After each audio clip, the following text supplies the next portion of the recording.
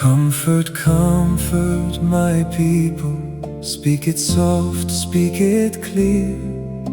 Her warfare now is over.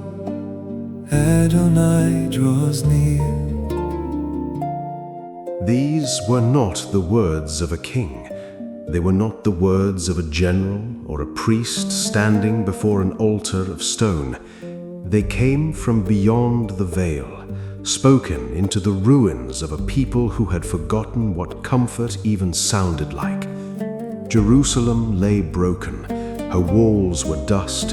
Her sons were scattered among strangers, and her daughters wept beside rivers that did not know their names. For 70 years, the songs of Zion had gone silent. No harp on the walls, no voice in the temple courts, only wind moving through empty streets.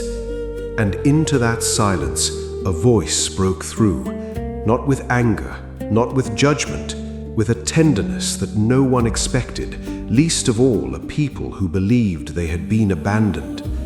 Her warfare is over. Her sin is pardoned. Speak it, not to her ears, but to her heart, for it is the heart that has carried the longest winter. Every valley shall be lifted, every mountain brought down low. Make the crooked places straight, for His glory all shall know. There is a kind of exhaustion that has no name. It is not the tiredness of a long day's work. It is the tiredness of a soul that has carried too much for too long, with no one to set the burden down beside. Maybe you know this tiredness. Maybe you have prayed the same prayer for years and heard nothing back. Maybe the mountain in front of you has not moved, no matter how long you have stood at its base, waiting for even a single stone to shift. The people of Israel knew this feeling in their bones. Every road home seemed to stretch further the longer they walked it. Every promise felt like something spoken to someone else in another lifetime, to a people who had not yet been broken. Those who wait upon Adonai shall renew their strength again. They shall mount up with wings like eagles, rising over every pain. They shall run and not grow weary. They shall walk and never faint. For the everlasting never sleeps. And yet the prophet Isaiah stood before this exact people and gave them something no army could deliver.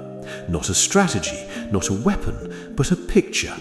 Every valley lifted up, every mountain and hill brought low, the crooked places made straight, and the rough places made a plain. This was never a promise that the mountain would move on its own by the sheer will of human hope.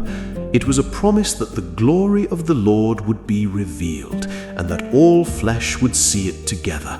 Not the powerful alone, not the chosen few, but all flesh together at once. The very thing that had felt impossible to move by human hands would move, because the one who spoke it into being does not measure impossible the way we do.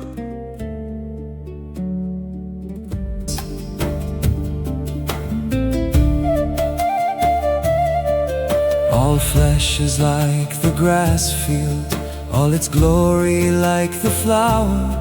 The grass withers, the flower fades, but His word will stand the hour.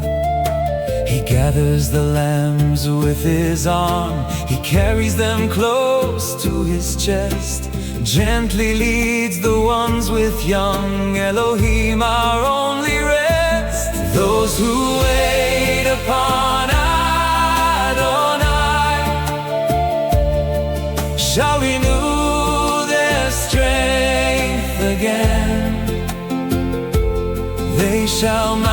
mount up with wings like eagles, rising over every pain. They shall run and not grow weary. They shall walk and never faint. For the everlasting Elohim never sleeps, he never waits. There is an old truth about eagles that shepherds in these hills understood long before science ever wrote it down. When a storm comes, most birds flee from it, searching desperately for shelter, exhausting themselves against the wind, spending everything they have just to survive it. But the eagle does something different.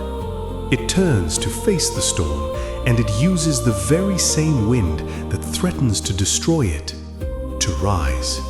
It spreads its wings into the current and is lifted higher than the storm itself, resting motionless in the sky while the tempest rages far beneath its feet, unable to reach it. They that wait upon Adonai shall renew their strength. They shall mount up with wings as eagles. This was never a promise that the storm would disappear from your life. It was a promise that you were never meant to outrun it on your own strength. You were meant to rise on it. Who has measured the waters in the hollow of his hand? Who has weighed the mountains? Who can ever understand? The nations are a drop, a speck of dust upon the scale. Yet he counts the stars by number, and he calls me by my name. And still the deepest ache is not the storm itself. It is the question underneath it, the one we rarely say out loud. Does anyone up there even see me? Am I too small, too far gone, too forgotten to matter to a God who measures oceans in the palm of his hand and weighs mountains on a scale as if they were nothing more than grains of sand? It is easy to feel like a footnote in a story too large to notice you. It is easy to look at the size of the universe and conclude that your small, aching life could not possibly register within it. Those who wait upon Adonai shall renew their strength again. They shall mount up with wings like eagles, rising over every pain. They shall run and not grow weary.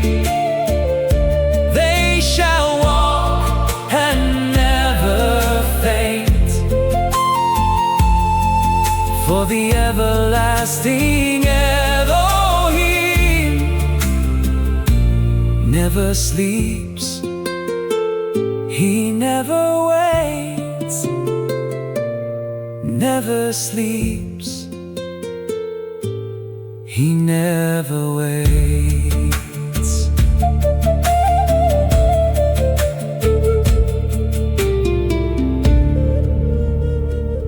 Isaiah does not shy away from this question. He answers it head on, without softening it. The nations of the earth, he says, are like a drop falling from a bucket, like fine dust settling quietly on the edge of a scale, so small before the Creator that they barely tip the balance at all. Kings and empires that seemed unshakable in their own time are, to him, less than nothing, less than a puff of breath scattering stubble in the wind. And yet, this same God who holds galaxies without effort, who stretches out the heavens like a curtain and sits above the circle of the earth, is the one who counts every single star and calls each one by its own name, so that not one of them is missing. If he does not lose track of a single star in an endless silent sky, he has not lost track of you.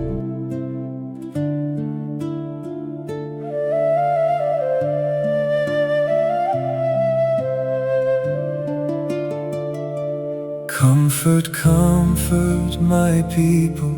Speak it soft, speak it clear. Her warfare now is over. Adonai draws near. Every valley shall be lifted, every mountain brought down low. Make the crooked places straight, for his glory all shall know. Those who wait upon Adonai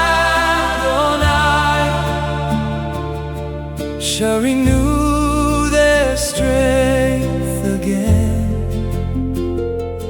They shall mount up with wings like eagles, rising over every pain.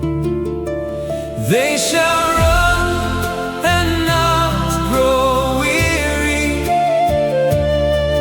shall walk and never faint, for the everlasting Elohim never sleeps, he never waits. So if your strength has run out tonight, if you have run and grown weary, if you have walked and started to faint, hear this, the way it was first spoken nearly 3,000 years ago into a people who had nothing left to give and no reason left to hope. He does not faint. He is not weary. There is no searching his understanding, no limit to what he can carry on your behalf. He gives power to the weak, and to those who have no might at all, he increases their strength. So wait on him. Not because waiting is easy, it never has been and it never will be, but because on the other side of the waiting, there are wings. All flesh is like the grass field, all its glory like the flower. The grass withers, the flower fades, but his word will stand the hour. He gathers the lambs with his arm, he carries them close to his chest, gently leads the ones with young. Elohim, our only rest. Those who wait upon Adonai shall renew their strength again. They shall mount up with wings like eagles, rising over every pain. They shall run and not grow weary. They shall walk and never faint, for the everlasting Elohim never sleeps, he never waits. Who has measured the waters in the hollow of his hand? Who has weighed the mountains? Who can ever understand nations are a drop, a speck of dust upon the scale. Yet he counts the stars by number, and he calls me by my name. Those who wait upon Adonai shall renew their strength again. They shall mount up with wings like eagles, rising over every pain. They shall run and not grow weary. They shall walk and never faint. For the everlasting Elohim never sleeps. He never waits, never sleeps. He never waits.